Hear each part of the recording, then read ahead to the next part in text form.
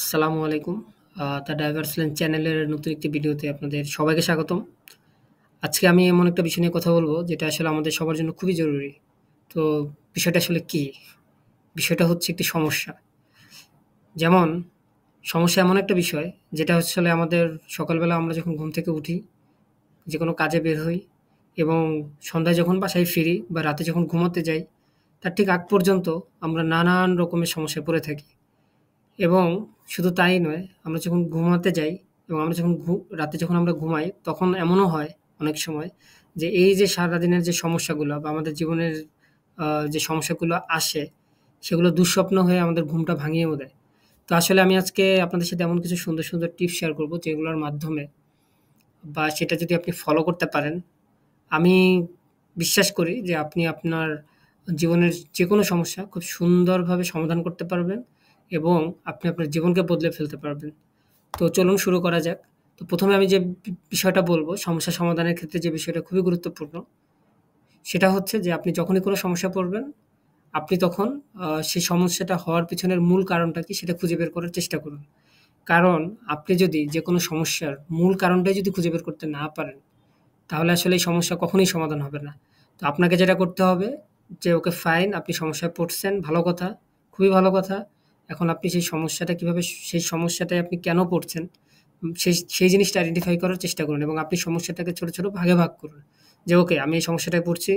কি কারণে পড়তে পারি? এই কারণে, এই কারণে, এই কারণে। তো এভাবে আপনি ছোট, ছোট ভাগে ভাগ করলে দেখবেন যে আপনি এক্সাক্ট কি কারণে সমস্যাটায় পড়েছেন সেটা আসলে আপনি খুব সহজেই খুঁজে বের করতে পারবেন। ২ নাম্বার যে পয়েন্টটা সেটা হচ্ছে যে আপনাকে ইতিবাচক মনোভাব রাখতে হবে। যেমন আমরা 'থ্রি ইডিয়টস' এর একটা ডায়ালগের কথা আমি বলতে পারি। সেটা হচ্ছে 'অল ইজ ওয়েল'। তো এটাতে আসলে একটা ইতিবাচক মনোভাবের কিভাবে রাখা যায় যেকোনো পরিস্থিতিতে, সেটার একটা ধারণা পাওয়া যায়। যেমন ধরুন আপনি সমস্যায় পড়ছেন। এখন সমস্যায় পড়লে যে কি হয়? সমস্যায় পড়লে আমরা অনেক হতাশ হয়ে যাই বা আমরা অনেক বেশি নার্ভাস হয়ে যাই বা আমরা মনে করি যে ওকে, আমাকে দ্বারা আর কিছু হবে না। আমি মনে হয় শেষ হয়ে গেলাম। তো এই ধরনের মানসিকতা আসলে রাখা যাবে না। আপনাকে সবসময় একটা ইতিবাচক মানসিকতা রাখতে হবে যে, ওকে ফাইন, আমি সমস্যায় পড়ছি। কিন্তু এটার সমাধান আমি করতে পারবো এবং সেই বিশ্বাসটা আপনার নিজের মধ্যে রাখতে হবে। তো এই ধরনের ইতিবাচক মনোভাব রাখলে আপনি সমস্যায় পড়লে খুব সহজে ভেঙে পড়বেন না এবং আপনি সমস্যার সমাধানের ক্ষেত্রে আ দ্রুত এগিয়ে যেতে পারবেন। ৩ নাম্বার যে পয়েন্টটা সেটা হচ্ছে যে, সমস্যার সমাধান যে আপনি করবেন, তো সেটার অনেকগুলো বিকল্প পথ আপনাকে খুঁজে বের করতে হবে। যেমন ধরুন, একটা সমস্যা আসলে অনেকভাবে সমাধান করা যায়। তো কোনটা বেস্ট বা কোন সমাধানটা আপনি সমস্যাটা সমাধান করার জন্য আ এপ্লাই করবেন, সেটা আপনাকে খুঁজে বের করতে হবে। কারণ আপনি যদি সমস্যার সমাধানের কোনো একটা সমস্যা সমাধানের জন্য যদি সঠিক পদ্ধতিটাই যদি ব্যবহার না করেন, তাহলে আসলে দেখা যাবে যে ওই সমস্যাটা আবার আপনার জীবনে ফিরে আসতে পারে। তো সেজন্য আমি বলব যে আপনি একটা সমস্যার সমাধান করার জন্য অনেকগুলো পদ্ধতি বের করুন এবং সেটার মধ্যে যেটা বেস্ট আপনার কাছে মনে হয় সেটাই আপনি এপ্লাই করুন। দেখবেন যে সেই সমস্যাটা আর কখনো আপনার জীবনে ফিরে আসবে না। এবং ৪ নাম্বার যে পয়েন্টটা সেটা হচ্ছে যে সময় মতো সিদ্ধান্ত নিন।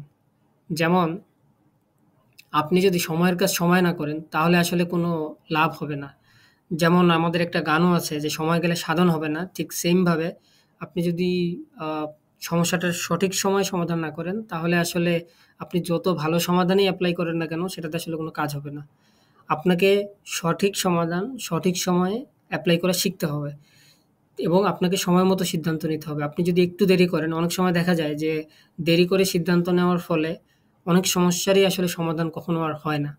তো এই বিষয়টা আসলে আপনাদের খেয়াল রাখতে হবে এবং গুরুত্ব দিতে হবে যে সময় মতো সিদ্ধান্ত নেওয়া। ৫ নাম্বার যে পয়েন্টটা সেটা হচ্ছে যে আপনি আ কারো হেল্প নিতে পারেন। যেমন সবসময় যে আসলে আপনাকে একা সমস্যার সমাধান করতে হবে, ব্যাপারটা এমন নয়। আপনি আপনার বন্ধুদের কাছে শেয়ার করতে পারেন বা আপনি আপনার পরিবারের কারো কাছে শেয়ার করতে পারেন বা আপনি কোনো স্পেশালিস্টের পরামর্শ নিতে পারেন। অনেক সময় দেখা যায় যে ঠিক আছে, আমি বন্ধুদের সাথে শেয়ার করছি, বাট বন্ধুদের কাছ থেকে আসলে বেটার আমি কিছু পাবো না। বরং বন্ধুদের সাথে শেয়ার করলে আমার সমস্যাটা আরো বাড়তে পারে। বা অনেক সময় আমরা নিজের সমস্যা বন্ধুদের কাছে বা পরিবারের কাছে শেয়ার করতে আসলে আমরা কমফোর্ট ফিল করি না। তো সেক্ষেত্রে আমি বলব যে আপনি কোনো বিশেষজ্ঞের পরামর্শ নিতে পারেন। অনেক কনসালটেন্সি ফার্ম আছে বাংলাদেশে, আ এবং ইভেন ঢাকাতেও। তো আপনি তাদের আ বা আই আই আই মিন পুরো বাংলাদেশেই অনেক কনসালটেন্সি ফার্ম আছে যাদের কাছ থেকে আপনি অনেক স্পেশালিস্টের কাছ থেকে আপনি আপনার সমস্যার সমাধানের খুব ভালো, ভালো উপায় তাদের কাছ থেকে আপনি পেতে পারেন। ৬ নম্বর যে পয়েন্টটা সেটা হচ্ছে যে মানসিক চাপ কমানো। কারণ আপনি যখনই কোনো সমস্যায় পড়বেন, তখন যেটা হয় যে ইনস্ট্যান্ট হচ্ছে আপনার একটা মেন্টাল প্রেশার কাজ করে যে, "হায়, হায়! এখন আমার কি হবে?" তো বা আমি তো অনেক বড় বিপদে পড়ে গেলাম বা এই টাইপের একটা মেন্টাল প্রেশার আসলে কাজ কাজ করে এবং মানসিক চাপ অনেক সময় এমন খারাপ পর্যায়ে পৌঁছায় যে অনেকের স্ট্রোক পর্যন্ত হতে পারে।